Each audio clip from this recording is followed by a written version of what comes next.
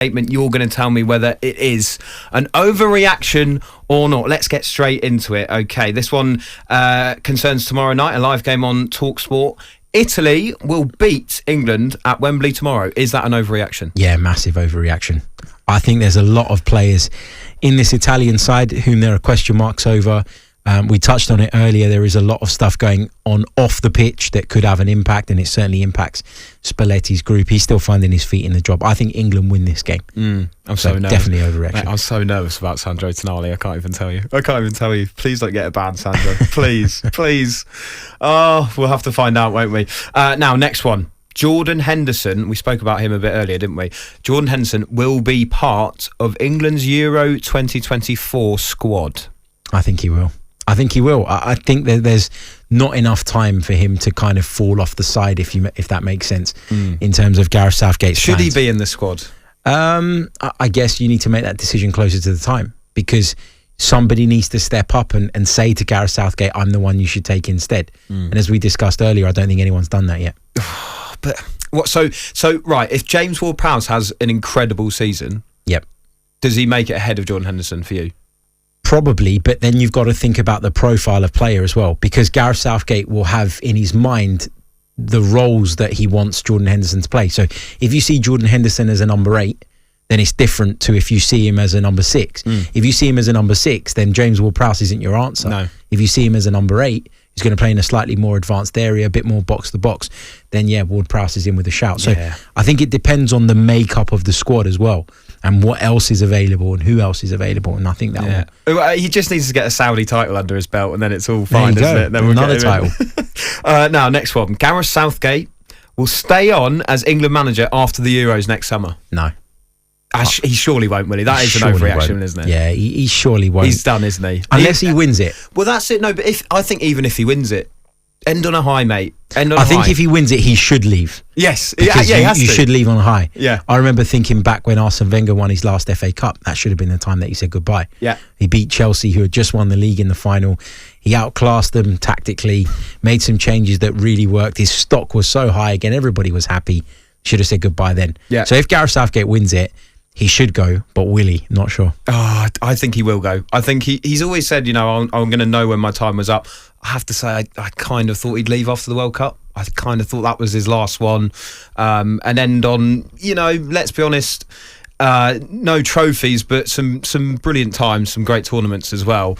And what I would hate to see is if this Euros, and I don't think it will, but if it goes drastically wrong for England, I'm not sure how he'll be remembered as an England manager. Just kind of hope it goes at least fairly well for him next summer, not just because I'm an England fan, but I would like to see him leave with a bit of respect. He deserves it. He does deserve it. He does deserve it indeed. Next one, Roy Keane will lead Wales to qualification for the 2026 World Cup. Overreaction. I don't think baby. I don't think Roy Keane will take the job. I don't think Wales should be even considering him as an option, to be honest with you. He's been out of management for years. Yeah, he's been out for a long time. Yeah. And I just don't think the Roy Keane approach works anymore. Yeah. I just think it's outdated. And, definitely.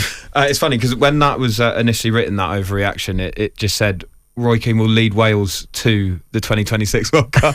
All the way. That's probably an overreaction, but you never know. Come on, the Welsh. Now, next one. Manchester United will win the Premier League title in the next 3 years if Jim Ratcliffe takes charge of the football operation. It's a massive overreaction. Massive overreaction. Jim Ratcliffe has got experience at other football clubs, but they're not exactly... It's not going well, is it? Exactly. It's not exactly... amazing stuff. They're not exactly pulling up trees. They've adopted an approach at Nice where they buy young players, but is that going to bring them instant success? No, all it is thinking about the business side of things. Yeah, it's like Chelsea. Exactly like Chelsea. Exactly that. And also, it annoys me a little bit that people seem to think that now that Jim Ratcliffe's come in, Man United are going to turn the ship around, given that a year or so ago he was trying to buy Chelsea.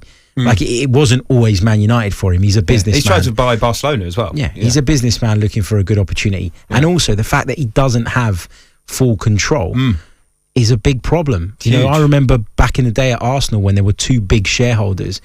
it just led to a stalemate. Nobody wanted to put in money that was going to benefit the other, and you end up in a difficult position. So there's no guarantee this works in the short term. Yeah, it seems like worrying times. Do you think that the answer to that question would have been different had it been Sheikh Jassim?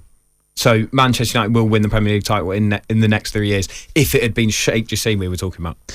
I think you've got to say that because of the wealth that he would have been bringing to the table. Now he was going to write off the debt. Exactly. He was going to pump loads of money into the club. It is just words, though, at this stage, so you've got to be wary and mindful of that. But I think if you look at the way that sort of consortiums from that part of the world have operated at football clubs generally, then, you know, you've got to believe that he would have operated in a similar way, which would have probably led to success. Right, I've got 2 more quick ones for you, mate.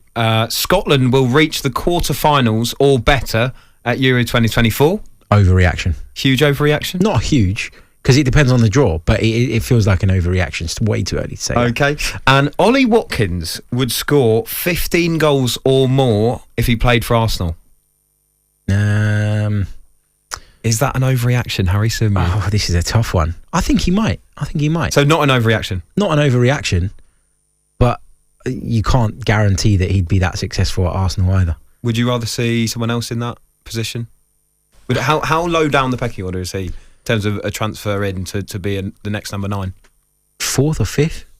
Behind Vlahovic, behind Osimhen. Haaland.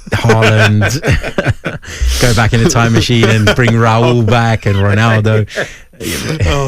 Brilliant. On AM, on DAB, via the talkSPORT app and on your smart speaker. talkSPORT.